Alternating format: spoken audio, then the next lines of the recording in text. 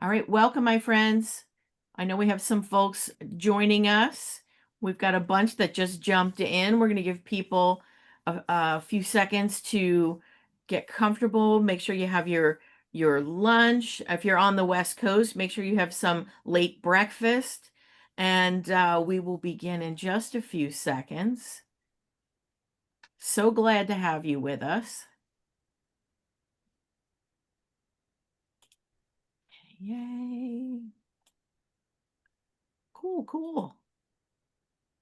All right, we're going to get started. We got a bunch of people here. Look at you, Jesse from Ewing, New Jersey. Welcome, Jesse. Alicia, Danielle, so good. Look at you, Chicago. Awesome. And the fabulous Coatesville, PA. Hatfield, my Oh, neighbor, we're neighbors. Yeah. Green Bay, Wisconsin. Awesome, awesome. Thank you for joining us. So, so cool. Well, welcome to another exciting edition of Meet the Author with the Pyramid Club, but not at the Pyramid Club. It's so good to have you join us. We are now in our 12th year. As of September, we stepped into our 12th year of this wonderful adventure. We have had hundreds of amazing authors and thought leaders and hundreds of amazing people join us. So the authors are amazing, but the people, if you're in the chat, you want to get to know the other people in the chat. So make good use of that networking because everybody who is part of this is someone you want to know. I'm just going to introduce Ginger now. Ginger is our chat room ambassador this edition. And Ginger, why don't you tell us about who you are? Hey, good afternoon, everyone. I am Ginger Jarrett and west of Philadelphia. So I'm a leadership and organization development consultant and executive coach and have been doing this for more than 25 years. I just won't tell you how many more. Yeah. It's so good to have Ginger and I have been friends a long time, and we both have a passion for the field we're in. And given enough time, we will fill hours of conversation about the work we do. We just love it so much. It is an obsession.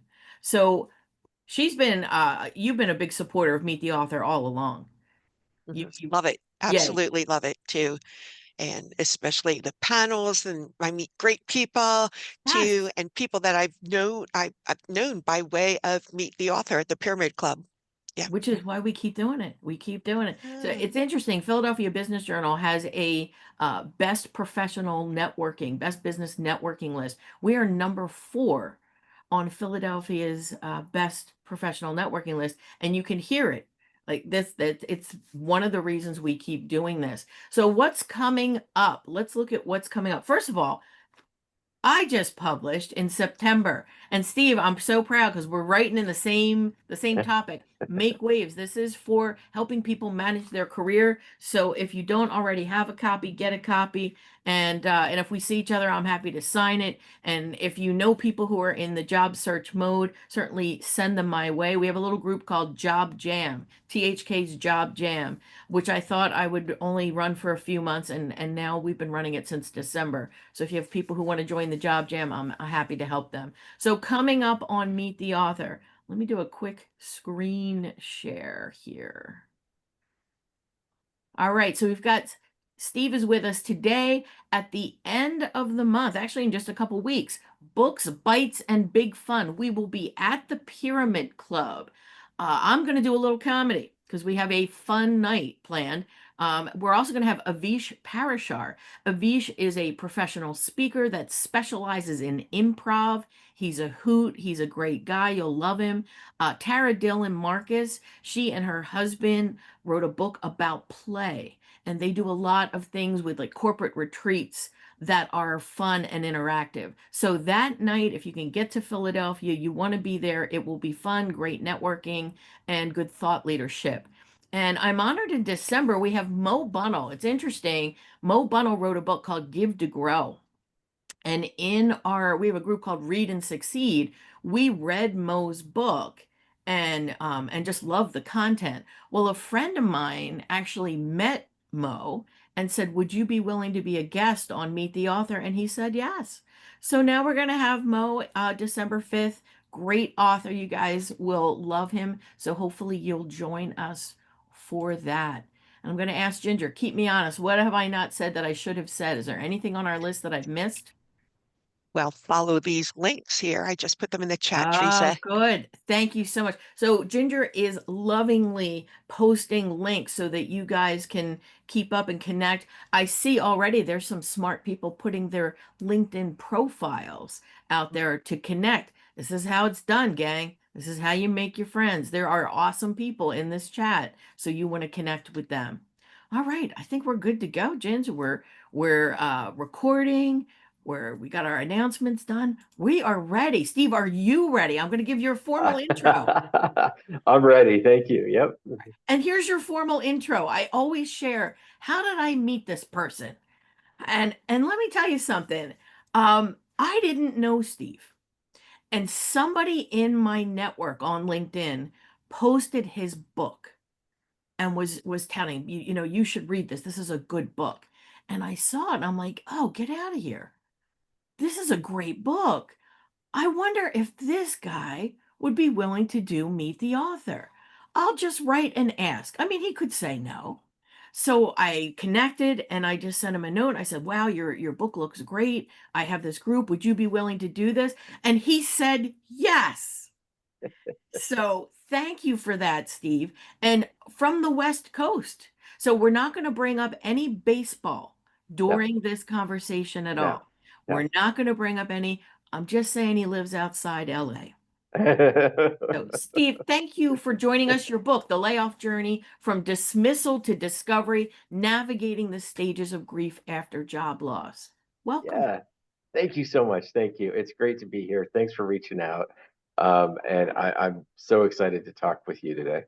Well, tell me more about you. So obviously there you had a passion to write this book, but what else, what are you doing? Tell us about Yeah. you during the day. Yeah.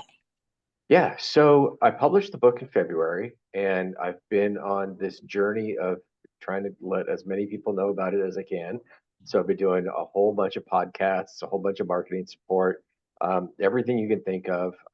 This has been a really difficult year for layoffs, probably Yes. more layoffs this year than ever before with all of the government layoffs that are happening. Yes. So it's a really timely message, and I feel like this book can help a lot of people get through a really difficult period of their life. So I'm trying to let everybody know about it because I think it's a good resource to have. Yes, and it could not be more timely. It is almost like we had divine intervention with the timing of the publishing of our books. Yeah, Because sadly, really sadly, it's badly needed. yeah, It's yeah, badly, badly needed. What prompted you? Often there's something that like pushes you over the line where you're like, you know what? I got to write this book. What yeah, prompted you yeah, to write the book? yeah. Well, I'll give you a little bit of my story arc, and it kind of mirrors the story arc in the book as well. So I begin my layoff journey in 2001. I was living in San Francisco. I was working in the advertising agency business, and I experienced my first layoff. This was the dot-com bubble that burst, and I was completely caught off guard. I was working on a really great account. I was doing great work, and instead of being met with like a promotion or a raise, I was met with a layoff. And Wow. I found that really difficult to process. It took me a very Sure. long time to recover from. Now, fast forward, it's summer of 2023, and now this is my fourth layoff over the course of my career, and I sail right through it. It's like water off a duck's back. And I do some reflection to understand what's changed over these 22 years and four layoffs. And what I realize is I've learned a set of skills that has allowed me to navigate this and cope with it and manage it in a really healthy way so that it doesn't hold me back the same way it did the first time. Now, in this layoff in 2023, there was about 20% of the company that was laid off along with me. And I found I wanted to share with them this knowledge and my learning and my experience um, because I thought it could help them. And it was that was sort of the light bulb moment when I realized if I were to write a book, I could help that 20% along with a Yes. whole lot of other people as well. So I had been, it had been percolating for a long time that I wanted to write a book, but I just didn't have the subject matter. And Yeah. that summer it all came together and I realized this is the book I needed to write. And I had mapped it out in my mind quite a bit. So by the time I sat down to start writing, it kind of all flowed out of me. And I'm happy where it's landed. Yeah. Yeah. Often, like something that is a personal experience that we have, is the prompt for I got to share this because we pick up life lessons along the way, and it's almost like we have an obligation to share with others to help them. Yeah, yeah, Yeah. that's what I wanted to do, and in a way, it was the book that I wish I had on my first layoff. And that time, especially 2001, there weren't a lot of resources, Yeah. and you were pretty isolated. We didn't have like the social network and all the community that we have now. Um, and there are a lot more resources out for people. Um, Yes. but I wanted to create something that would have been like a lifeline that I know I could have used at that time. So this was 2001 was your first layoff. Yeah, yeah, Mine too. Actually, oh that yeah, was my second layoff. My first was 1996. okay, okay, Yeah. And I yeah. was older and wiser in 2001. It was interesting. Oh, Yeah, okay, like that all right, 5 years helped me kind of get it together. But yeah. primary audience for this book, is it only for people who've lost their job? Who is this for? I would say primary audience is business people who have been laid off, but there's a great secondary audience for coaches. Yes. They're having, they're finding that it's a great resource to take their clients through that have been laid off. Human resources professionals, Yes. particularly those in like the outplacement support, can use this as a resource in their toolkit. And really, friends or family that have loved ones that are going through a layoff can use this to understand what they're going through and maybe help give them some of the support and resources that they need. So, but I've had people, someone was in a car accident and they read the book by chance and they found it to be really helpful because the stages of grief are universal Yes. and the feelings and emotions associated with those it was really built around kind of any traumatic life experience that somebody might go through. So there's a lot that's transferable, although the message is um, um, primarily around being laid off. Yeah. Yeah. I do you believe, because now that you've been through a layoff and you've been through it several times, what do you believe about layoffs? What did you believe about layoffs before your own experience that turned out to be wrong? Yeah, that was one of the things in that first layoff that I mentioned, just briefly alluded to, but it's what I call the myth of meritocracy, that hard work will be met with job security. If you're smart enough and you work hard enough, you'll have some sort of tenure that you can count on. And that just isn't the case. Right. There isn't really any reciprocal loyalty from an employer to the employee. Um, and you might be one of the hardest working people there. I just wrote a blog post about a story around someone who was the employee of the year in January, and by July they were laid off. So even employee of the year can get laid off. Sure. Sure. And the sense of fairness, it's like, but this isn't even fair, but it's Yeah, just how it is. yeah. Um, Tell me about, and I know you're seeing this, I'm seeing this too. What is the role of mindset? Because I think your book kind of gets to mindset because it's all about the stages of grief and where your mind is. What role does mindset play in job search? Huge, huge. I think, and in any of these like difficult life circumstances, the way you frame it for yourself inside of yourself is paramount to overcoming it. So, I write about in the book that in a job search, especially these days, when you're faced with 100 rejections, um, Courage is what makes you send out that 101st application. But Mm, hope is what convinces you that it's worth doing because that effort might finally pay off. So it's hope and it's courage. Um, the job search isn't just about polishing your resume and applying to hundreds of jobs. It's about setting meaningful, intentional goals. Um, Focusing on intention offers that clarity and hope that you're going to need to make that journey and to deal with the rejection that you'll face. Um, and there's a lot of really great research that says that setting strong positive intentions, um, such as pursuing work that's aligned with your personal values, leads to yes. greater professional success and personal fulfillment. So intentionality is really important, and it can restore a sense of control and transform some of that instability of the job search into a launch pad for growth and purpose. So approaching it with that positive frame of mind is really important because when you go from a layoff and you're dealing with that rejection, Yes. the very next thing that you're going to deal with is the job search, which is going to have a whole lot more rejection built into it. So Yes. that's why I tell people that managing the grief of a layoff is really important before you jump into that job search. You'll be much more successful and better positioned if you've kind of come to terms with this and done some introspection and self-examination to develop that intentionality. Yeah, and I've seen folks, and I'm sure you have too, like the importance of going through those stages of grief appropriately and addressing them. If you don't, um, what happens? And this actually leads to my next question. Let's talk about the stages that you go through, and what happens if you don't appropriately address those stages. Yeah. So to set the stage in terms of the stages of grief, these were created by a research uh, analyst, Elizabeth Kubler-Ross, back in the 40s.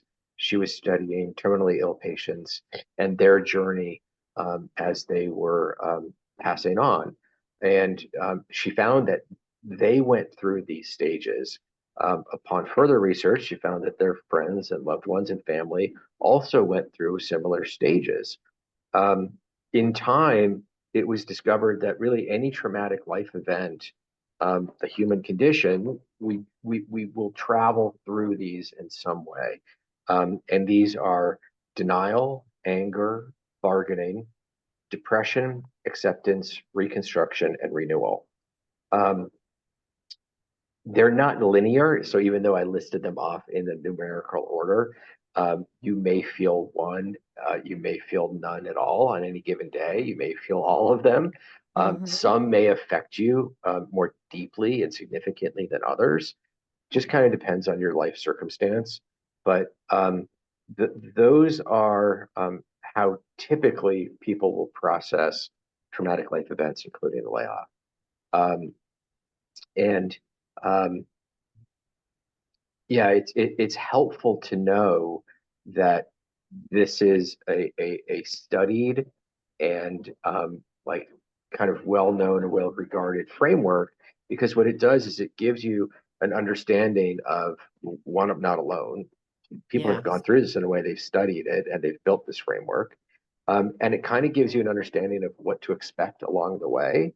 And the way I write about it in the book, each chapter is broken up with um, like actionable sort of workbook type Yes. exercises at the end of each chapter that helps you navigate it. It helps you discover that intentionality, for example, and that purpose and that meaning, so that you don't feel like your layoff is a roadblock, rather it's a detour. If Do you ever find someone that asked people about get the stages, would you repeat them, please? Sure. So they are denial, anger, bargaining, depression, acceptance, reconstruction, and renewal. And if you guys are obviously you're online because you're watching this, if you Google Elizabeth Kubler-Ross Yeah. stages of grief, you'll find a ton of stuff out there because her work is profound and widespread. Yeah. So do you ever find, Steve, that people could get stuck in one of the Yeah. stages? Yeah, absolutely. For me, I got really stuck in the depression stage. I didn't realize that I had a propensity for depression until that first layoff, and that was sort of the triggering event. And that was the catalyst for why I developed a really strong self-care routine, Mhm. was to battle depression. And the great thing about it is a really strong self-care routine will help you navigate all of the stages of grief and kind of anything that life throws at you. So Yes.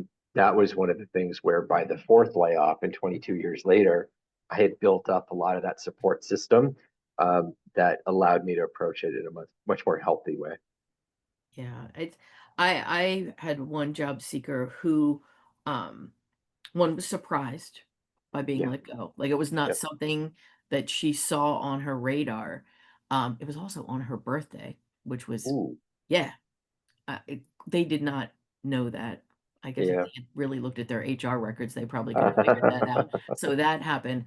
But I was helping her along the way, but she really got stuck in the unfairness and Yeah. anger of it. And anybody who, and those of you that are in the chat that are in your job search, you know how much energy it takes for your job search. And if you're giving energy to the anger and upsetment and the unfairness, you're taking away from being able to move forward. So, Steve, one of the suggestions you have is this good self-care routine. What else might help someone flip the switch to get past the unfairness and just how wrong it was? Yeah. Yeah. Well, um, you want to give yourself permission to feel these things. So it's totally normal, to feel angry, for example. You just don't want to let that consume you. Yes. You want to understand it, you want to accept it, but you want to move through it and move past it. Um, One of those ways that you can do that is by turning your anger into action. Mm, So use that energy to set boundaries, learn from the experience, plan your next move. Maybe doing some journaling, writing out your frustrations. Sometimes people will journal and then maybe they'll crumple that up and throw it away. Maybe they'll burn it, right? It's a good way of like mhm. letting that go. But you want to channel, especially anger, productively. You're going to need to um, move through that and move past it. And I do write a lot about the unfairness of a layoff and trying to kind of almost bargain with yourself around what could I have done differently? Maybe could I have said something differently? Could have I handled the situation differently? And you do this bargaining within yourself. And one of the things that I recommend people doing is instead of looking back and asking the what if questions, look forward and ask what's next. Because a lot Mhm. of those times, those questions, you'll never get answers to. You'll never get answers to, Right. like, why me? Why now? You know, one time I was the very first person to get laid off in the round of layoffs. And another time I was the very last person to get laid off. And you can go around in your head and wonder why, what's the significance of that? But you're never going to get an answer to that. So, in a lot of ways, it's like you're in a tug of war with yourself. And the only way to win that tug of war is to just drop that rope and walk away from it. Yes. Yes. I remember encouraging her. I'm like, it is okay that you feel these things. You are justified in feeling these things, but you cannot set up camp here. Yeah, You're right. Yeah, setting up yeah, camp here, and we got to move. We right, got to right. move, and Yeah, I can hug you and pass you Kleenex, and we could curse a lot. But ultimately we have to move. right, right. Yeah. Yeah. So you have lots of things we can do during this layoff phase. What is the single highest leverage daily habit that you would recommend? So if you had to pick one thing that is the highest leverage daily habit during a layoff, what would that be? If your goal is to land another job, network, network, There you network, go. network. We were talking about this earlier. Yes. These days, there's like 500, 1,000 people applying for every job that gets posted. Your odds of getting your resume even seen in that pile are really, really low. And getting chosen in this market is almost impossible. There is a huge hidden job market out that jobs that never get posted, and people know about them from their network. They know somebody, and um, Yes. it's really, really important, especially today, to really build a strong network that's going to support you and help you find that next job. Now, what's really interesting is they're going to help you find that next job, but they're probably also going to help you manage some of these emotions and grief from Yes. your layoff. So, about 40% of all Americans have been laid off at least once in their career. Um, but people don't really talk about it that much, right? And that's sort of a surprising number. It's higher than you would expect because there's a lot of shame and embarrassment that comes from a layoff. People are afraid to talk about it. But if you do talk about it and you open up to your network about it, you probably will find that some of those folks in your network have been laid off, and they have experience and skills that they want to share, in addition to helping you find that next job. Sure. So you're going to find emotional support. You're going to also find that support for your career hunt and that next job. The best way to do it is to open up and talk about it. The more that you keep it within yourself, um, the harder it is to overcome. Yeah, and this networking thing is huge. So before we even opened our conversation today, Steve and I were talking about how hard it is to get pulled out of the pile, and this is where your network comes into play. I just had a good friend of mine who applied for a job with a fabulous nonprofit organization that is pretty prominent, but it's uh, anyhow. I went out on LinkedIn. I have a first degree connection I'm like, I didn't even realize he worked there. And that is going to help, hopefully, by writing to him and saying, do me a favor. Is there a way you can go to the recruiter or HR person in your organization? Just have them pull her resume out of the pile. That's all Mhm, I mean, from there, she's on her own. But mhm. that simple thing, Steve, makes all the difference because to your point, there's probably 500 to 1,000 people applying for this job. Right. Yeah. Yeah. So don't be afraid to ask. The beauty of LinkedIn is we get to see who's connected to who and who knows who. So don't be afraid to ask people things. Um, you talk about stabilizing the big three: sleep, structure, and story. What's the starter routine for each? Yeah, yeah. So these are some of those like healthy self-care routines that you can create that will give you the strength and the ability to withstand all of that rejection every day and to kind of get back up and to keep that courage and hope. So um, these are three, but there are a whole lot more. Sleep is a really important one. Getting a really good, healthy night's rest, if you can do, 7, 8, maybe 9 hours if you can, Mm-hmm. it's a really great baseline for setting yourself up for the day. And set a consistent time that you wake up and go to bed each day to establish a rhythm. Your mind will heal faster if your body knows what to expect. And then some structure. One of the things about a job that we lose when we get laid off Right. is structure and routine, right? So you want to create some structure to your day, to give your day a little bit of an anchor. So whether that's go on a morning walk or designate a job-free hour where you do something for yourself, um, it will help restore a sense of control within the chaos of the job hunt and filling out all of those resumes and all those things that you can't control. Um, Within this, I'm a big proponent of exercise. Um, the natural body's chemicals and release of serotonin, dopamine, oxytocin, those are all wonderful ways to combat grief and those emotions, particularly depression, like I mentioned. Mm-hmm. Again, on depression, limit your alcohol intake. Alcohol is a depressant, and it may exacerbate the feelings of depression. Um, really good, healthy diet. Um, all of that will set you up well for success. Um, I also recommend a gratitude practice in the middle Nice. of everything that you've lost. The job's been taken from you, your salary, maybe your health care, your health insurance. There's some really big things that have been taken. It's important to retrain your mind in thinking about what you still have and what's going well, what's going positive, and what you can be grateful for.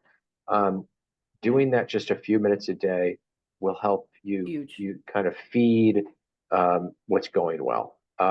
And then this is just a few things on structure, but story is incredibly important, especially as you re-enter the job market and are going on job interviews. Um, you want to take away any self-blame that you may feel about what could I have done differently? How could I have handled this situation differently? And create a story, a narrative around your successes and what you still have. For example, that the job may have been taken from you, but you still possess all of the skills associated with the job. So your business card may say, VP of marketing at Kellogg's, right? But without that job, I still have 25 years of experience in marketing and advertising Sure. on award-winning campaigns, right?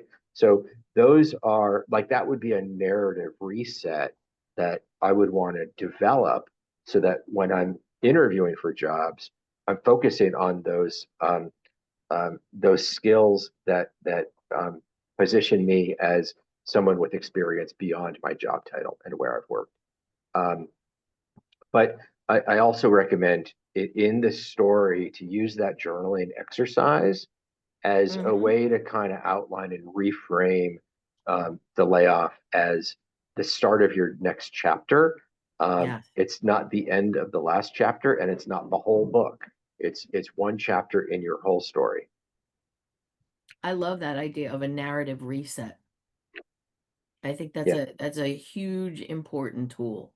yeah, yeah, Love that. yeah, Well, yeah, so as fellow people, we're seeing our friends and family members getting laid off. So maybe we're still employed or making money, and we're seeing our friends and family members get laid off. What are some things we can say, and what are some things we should not say that are helpful to yeah, a job seeker?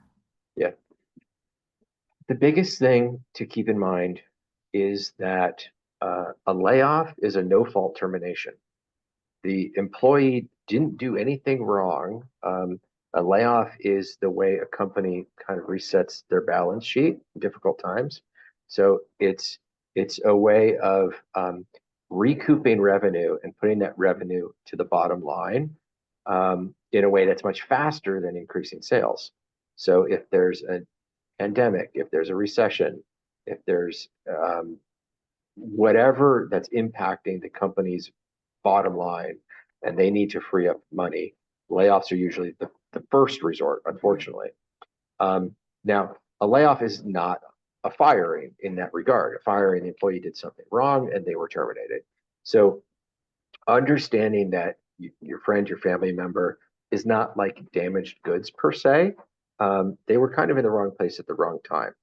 Um, Understanding that is really important to having some empathy for their situation. I think sometimes people maybe misrepresent layoffs as like firings, or there's some sort of like a gray area that just doesn't exist in corporate America. So if they were to say to them, I'm sorry, I understand a layoff is no fault of your own, and I know that you did nothing wrong. You shouldn't feel any shame or embarrassment. Sure. That's a great way to let them know that you are an ally, you understand like business and the way business works. and you're not somehow judging them for what has been sort of afflicted upon them. And by giving it some words around, you shouldn't feel shame and embarrassment. You're really giving them the permission to say, yeah, you're Yeah. right. I can take some of that power away from those emotions because they're not valid. Yeah. Yeah. Super helpful. What would be something not to say? And boy, I can think of a lot, but what would be something not to say? Don't ask them how the job hunt is going. Don't ask them, what they're doing for money or how they're paying their bills. Um, don't uh, you want to kind of stay out of that stuff and Yeah. focus on, what can you do to help them through that experience? That Letting is people know that you're open to sharing your network with them. And if yes. there's anybody that they'd like an introduction to, you're happy to do that. Um, that's a really important thing. Focus on what you can do to help them. Yeah. That is usually my first question. Well, first I say, I'm sorry this happened. Yeah, And second, how can I help? yeah, right. That is bottom line, best thing that you can do is Yeah. offer that help. Um, since I've been working with job seekers, it's funny because I'm not a career coach, but I just have a passion for helping job seekers. I can't, Mhm, it's in my DNA. mhm. But over the years, certainly I've seen sometimes when you're over 50, it's even harder. What advice do you have for those that are over 50 professionals who almost feel invisible in the Yeah, market? yeah, yeah. It's a difficult time. I'll tell you, I'm over 50 and I was in a profession, marketing and advertising, which is sort of a young person's field. And if you're over the age of 40, even, um, you're sort of scarce around some of those offices. Um, Mm, and so I know that feeling very well. I think what's important here is to own your story and create a narrative that showcases your unique success, experience, talents, and skills. Um, you've built up a lifetime of knowledge um, that um, your age um, isn't a hindrance; it's a benefit too, yeah, right? it's an asset. So um, you're like I was saying before, you're not a title. You're not what's printed on the business card. Um, understand your value that you bring that creates that story arc across your journey in your career. Um, um, you probably have a pretty good network because of Hmm. your years of experience. Um, use that network, lean on that network. Um, but one of the things that I've seen from the younger generation is they all have a side hustle, and they're pretty open about it. Um, I think that's a really good thing. And I think Yeah. anybody over the age of 50 should probably find a side hustle and use that to pursue a passion, pursue something in line with your personal values.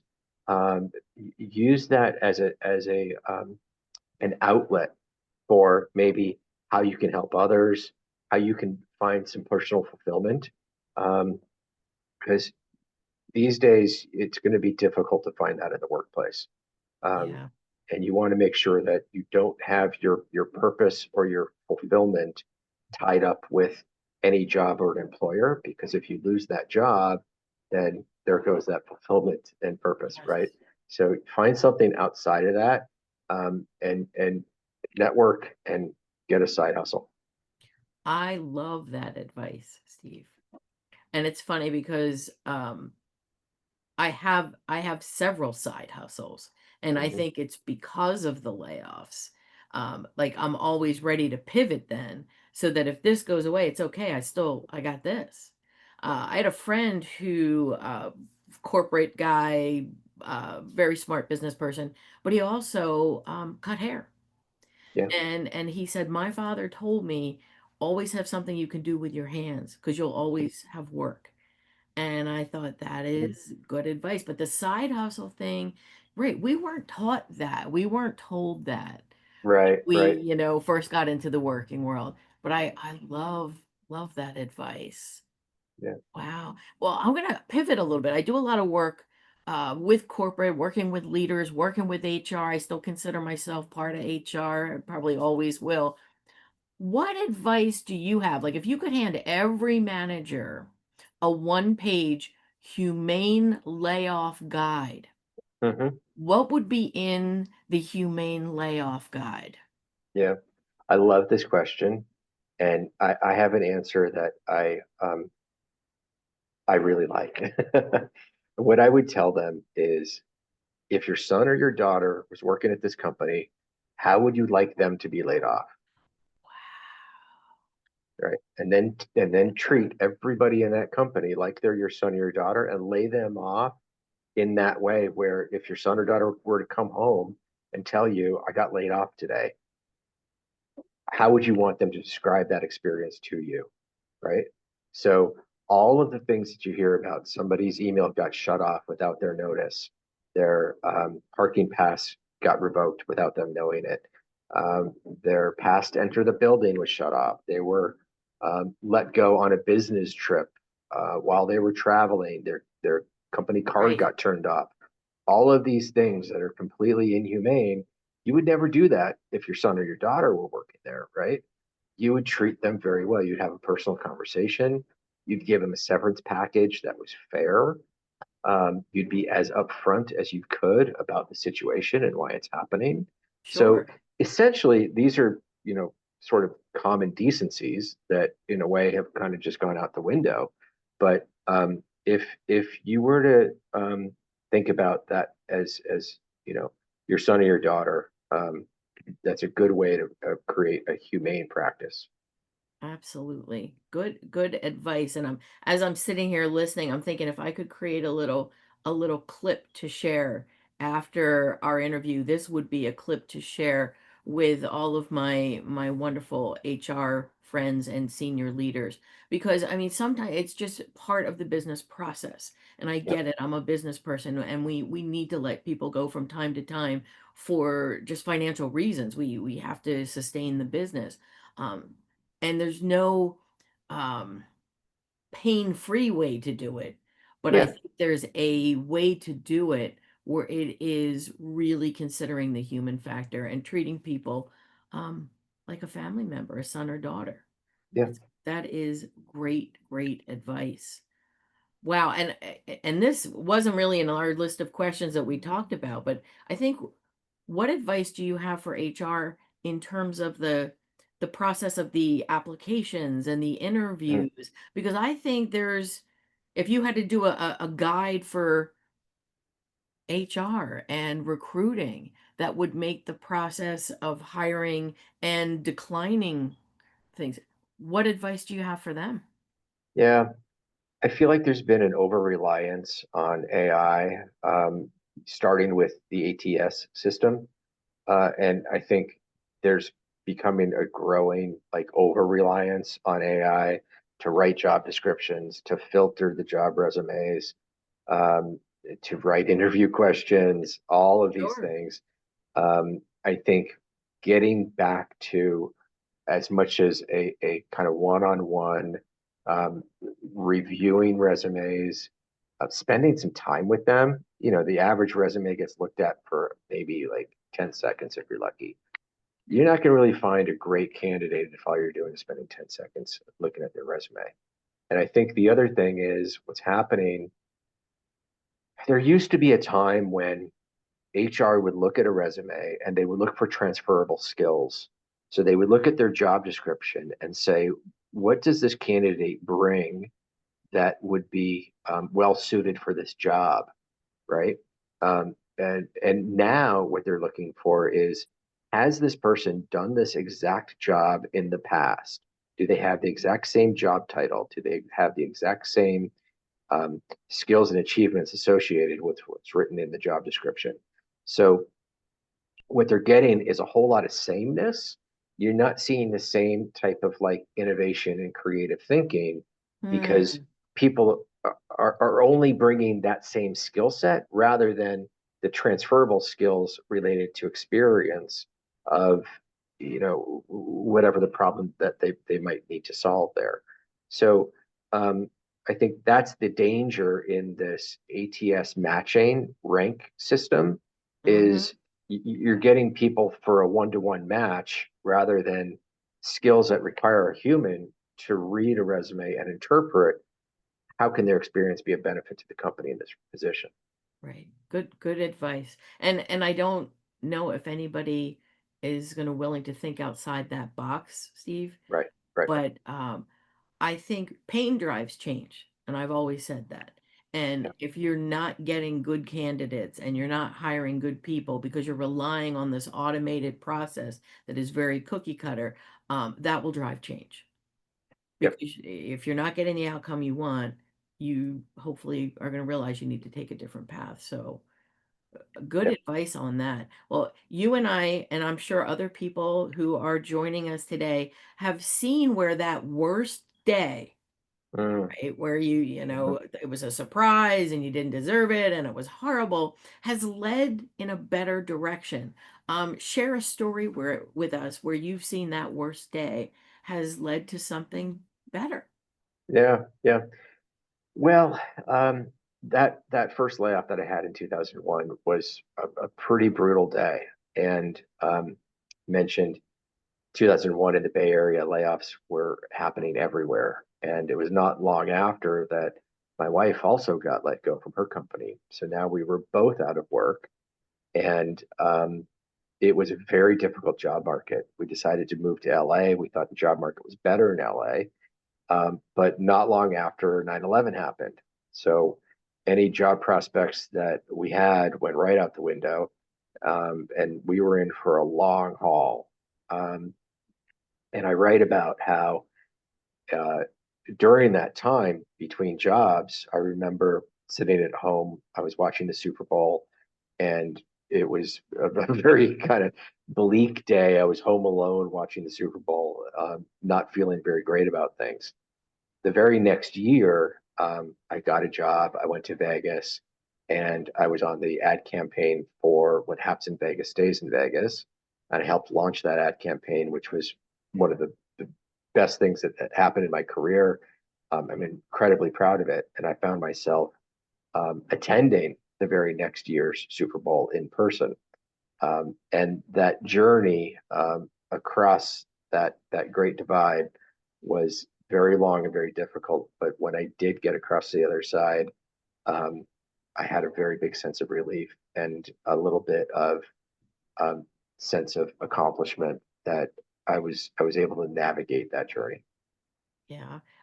I think we see so often where clearly we didn't want the layoff to happen and it was hard and it was painful. There are so many stories, and I'm sure people who are in our chat have these stories where something awesome would not have happened Yeah, had right. they not, like, I was working at Prudential. I had been there a good 12 years, never thought I would ever leave there because my parents told me once I got in with Prudential, because back at that time, they're like, girl, you are set for life. Yeah, And I believe them because that's how it was. So I never expected to be let go. But yet, and this is not to poo-poo my prudential life and it, but I'm kind of grateful that I didn't stay there all those years. I'm sure I would have had a really neat career and certainly had lots of good benefits and whatnot. But all the adventures I've had because I left. So yeah. many times I hear mostly, not always, but mostly good stories from Mhm, folks who were like, things were the trajectory was a good one. mhm, Um, mhm. and one last question for you, and I think we might have some questions from the crowd, so we'll get into those in a minute. Folks that have been in the job search for a while, and I know we have some folks that have joined us today that have been in it. And when the boards are crickets, how do you keep momentum, Steve? I mean, 6 months, 9 months, a year. Mhm. How do you keep momentum? Yeah, I think it's important to cultivate a positive mindset, cultivate optimism. and learn to be comfortable with negative capability. Negative capability is an idea that was coined by the poet John Keats, and it's the ability to remain comfortable in uncertainty, doubt, and ambiguity without the need to impose any explanations or answers.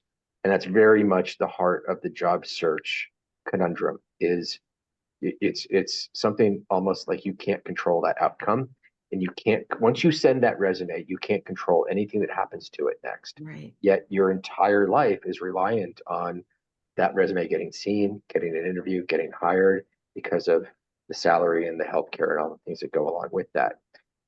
But it's almost like once you send that resume, you kind of need to let it go and let it be out, and not attach anything more to it than um, the hope and the courage that it will, get you your next job. But having that positive mindset, cultivating optimism, keeping hope alive is really important, because you are going to get a lot of rejection, and there's a lot in that experience that you can't control. So I really identified with that idea of being comfortable with the negative capability. Um, that's very, to me, what that experience feels like. Yeah, I think, Steve, to piggyback on that, just to reinforce positivity, there's two kinds of people in your life. There's fountains and there's drains, Yeah, right? The yeah, fountains lift you up. The fountains see possibilities where maybe you don't see them. The fountains give you energy. And after you've spent time with them, you have more energy than before you spent time with them. right, right, right. There are also drains, Yep, and they're going to reinforce your worst thoughts and right, probably right. give you new bad thoughts.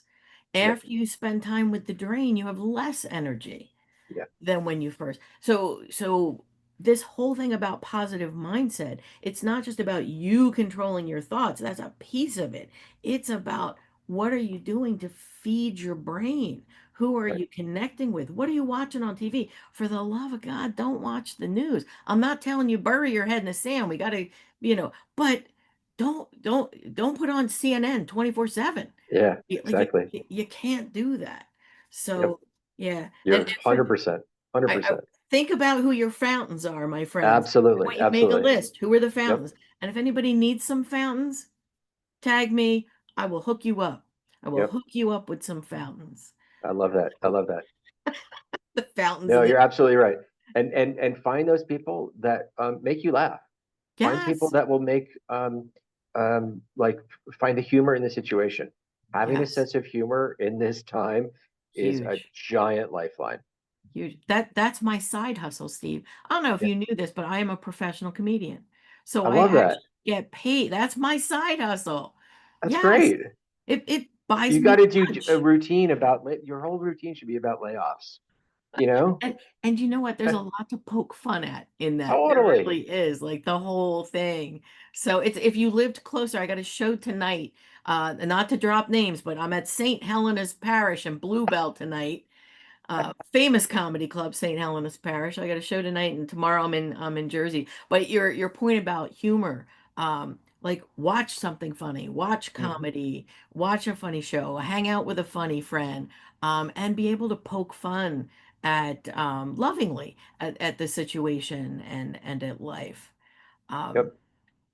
Yes, and I'm seeing Ginger's capturing some good points here in the chat. If those in transition do just one thing in the next 48 hours, what should it be? They're going to do one thing in the next 48 hours. Do something good for yourself that will foster positive self-care. So anything on that list: exercise, gratitude practice, meditate, good night's sleep, positive self-talk, any of that stuff. Laugh, go to a comedy routine, right? Yes, Turn CNN off. Do something good for yourself that will foster positive self-care. I'm going to put this in the chat. Everybody, you can look at me just blatantly. Self-promoting here. Go to teresahkcomedy.com. You're gonna find all my dates out there. I got a great show tonight. Should be, I want to say squeaky clean, but it'll be fairly clean because we're at St. Helena's Parish, so it's gonna be pretty good. So Steve, tell me about, like, where can we find your checklist, your templates, and how can and people pay it forward for someone else? Yeah. So you can find me on LinkedIn, Steve Jaffe. My website is thestevejaffe.com.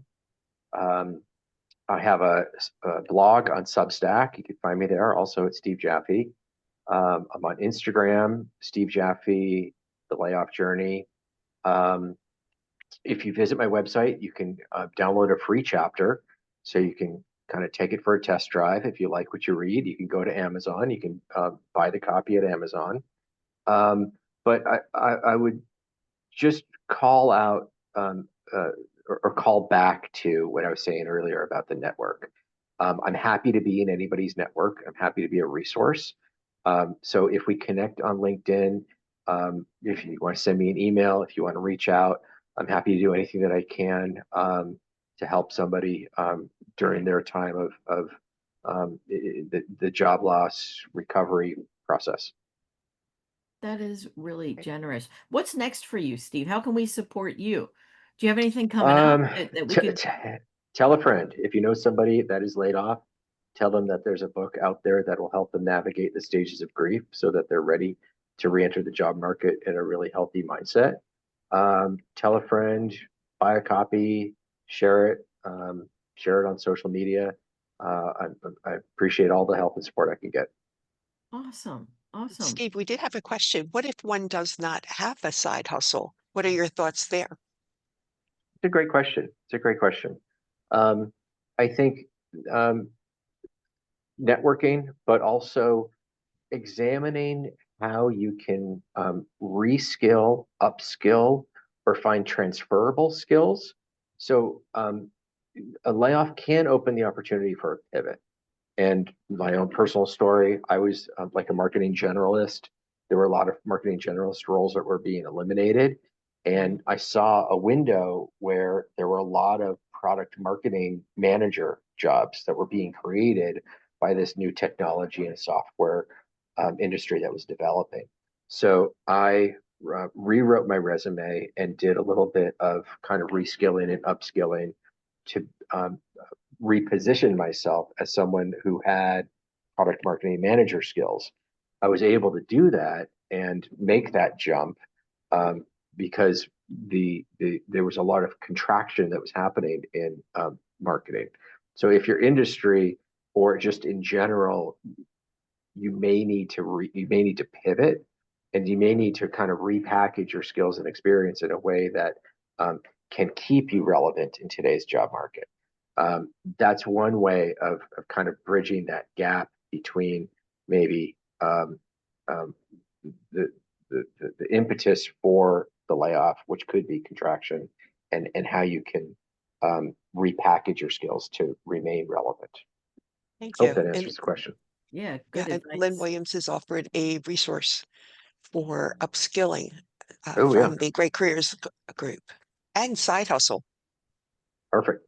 And Lynn Williams, it has a passion for helping job seekers as well, as a great group that she leads out here in the Philadelphia, well, actually Philadelphia, Delaware, Jersey area that helps support job seekers. So Lynn, thank you for your work that you do and the passion that you bring. Good stuff, man. Well, I'm going to wrap up and thank you, and I'm going to stop recording, but now we begin what I call the after party. So we'll do the stop recording.